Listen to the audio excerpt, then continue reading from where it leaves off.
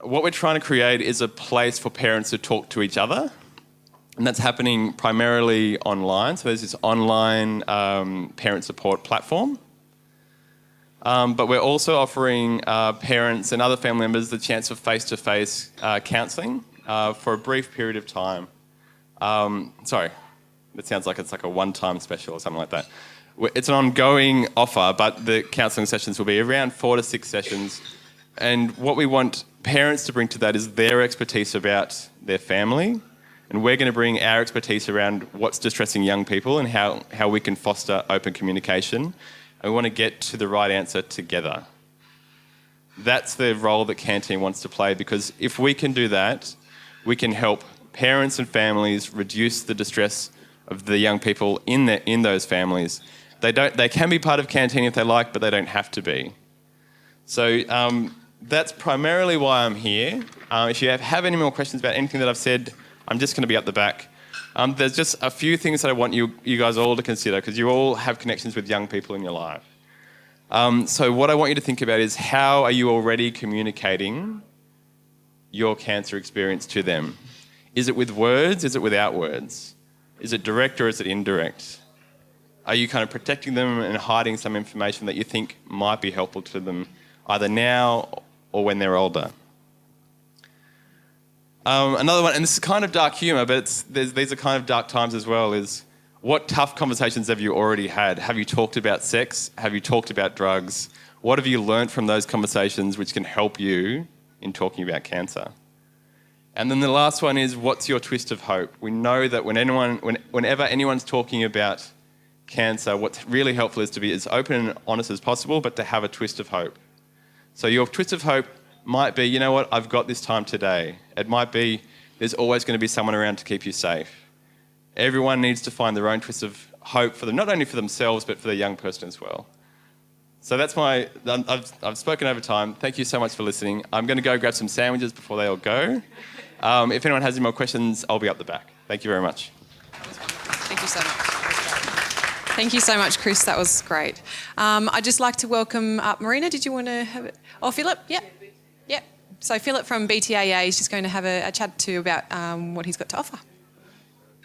I guess you probably realise that since you're in the Hunter, you're in probably the best served area in Australia.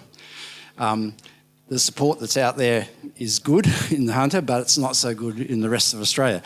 So the BTAA, Brain Tumour Alliance Australia, is a group that focuses on support for patients right across Australia. It's made up of volunteers, people who have had cancer, people who have had children with cancer or have been carers for people with cancer. And we offer a number of services right across the whole country. We have a 1-800 number. You can ring up at any time, and if you get a brochure from me down at the back there, you'll see that number. You can ring up at any time and we'll put you in contact with someone who knows about your problem or your issue. We make a number of packages available to people. So if you go onto our website, we'll send out an information package for your type of cancer and to give you some support. We'll put you in contact with your local support group. Here in Newcastle, it's not a problem, but if you're at Wagga or in Darwin or in Hobart, it is a problem and you'll feel fairly isolated, so we'll find someone who can help you and can work with you.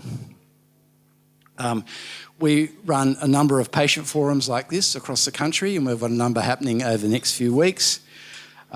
We have a monthly e-news that we send out to people. If you subscribe, we send out a magazine a couple of times a year. We have a web page that links to pretty well every piece of information that you'll need to know. So if you need to know about clinical trials, you can go onto our website and all those links that you saw before will be right there.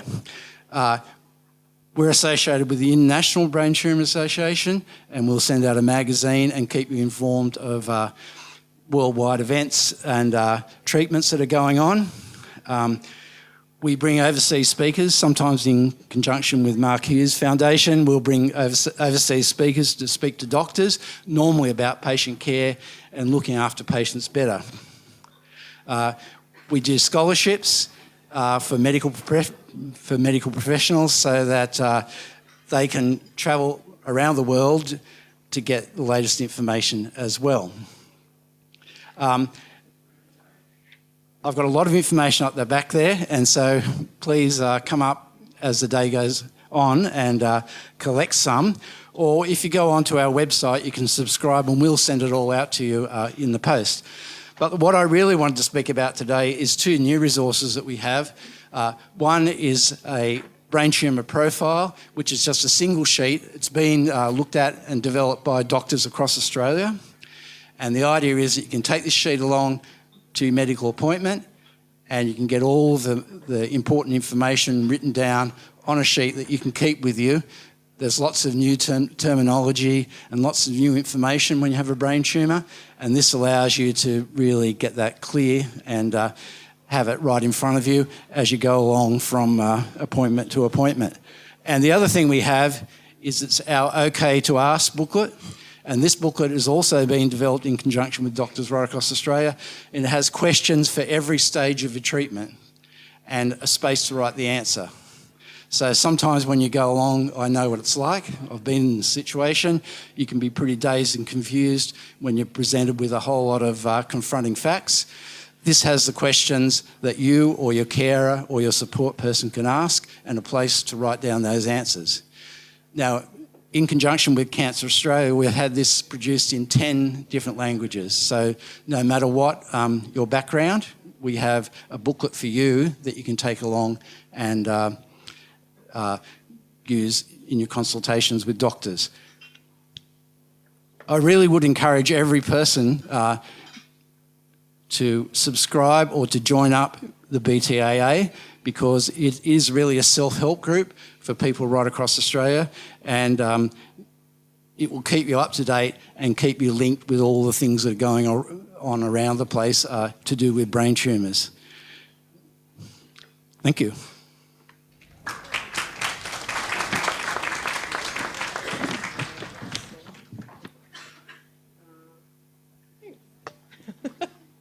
I actually wasn't supposed to talk, but I can't help myself. What I just quickly wanted to say also was the resources that are available. So when I usually first meet people, I try and give them info, but the info can sometimes be so overwhelming, you put it down and you don't pick it up again. And then, even for me, with my relationship with patients, I forget what I've told them. So really, I just wanted to highlight what resources are available. And some of these things have come about over the last few years. We didn't have a lot of resources available for this tumour group, and patients then were getting on the internet and trying to find anything that they could. So BTAA, as they said, did a great thing, collaboratively working with a whole group of patients, their carers, and there were different groups that actually came in to put this recent resource together, and I think it's actually a really, really good one. So even though Phil's just gone through it, so if you get onto the BTAA website, so all of these, as I said, are in different languages. So if you go into them, and it'll have all different languages in there, and it'll talk about, there'll be the pathway. Now this will be in a different language, but you'll get the gist of it. So the pathway I find is really good. It's a sheet, it's just a 2-page sheet, because sometimes I'm pretty big at writing things down for patients. I send people off with bits of paper all the time, but some people don't even know what tumour they've got. So you'll say to them, what's your tumour? And they don't know what it is. So on this sheet, it's actually just got simple stuff that you can carry around that says, what's my brain tumour type, what grade I am, and it goes through, possible side effects, where the lesion potentially is. But the other thing that I like about this is it's actually got a list of who your surgeon is, who your medical oncologist is, who your radiation oncologist is, and the nurse. So it's got all the contact things for people that they'll find useful as well. And then from that, if you're going to do that, then give me the booklet.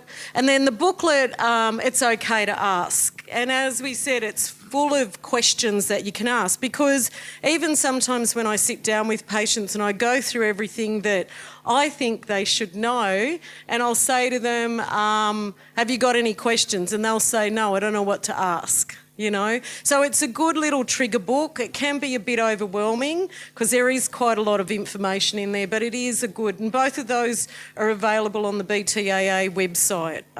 So they're the two things there. And the other thing that I just quickly wanted to bring up, and I'm going to get these loaded up onto the BTAA website as well, but we actually, there were a group of us, well not me, a group of people that came up with these about 10 years ago, and they were basically just fact sheets, because there was, you know, people would ask questions as to why is my concentration not good, why am I feeling angry, why am I depressed, why am I not motivated, and so there were good fact sheets that were put out. There's a whole heap of them. They were put out about 10 years ago. They're a bit hard to find on the internet now, so I'm going to get them loaded up onto the BTAA website. But I think they're also really good for the carers and the people that you've got around to understand the symptoms that you've got, because with brain tumours, a lot of people don't get pain, they don't get those sorts of things, but it sometimes can be the cognition, memory, personality stuff, and sometimes that's a hard bit to understand and work out how to get around.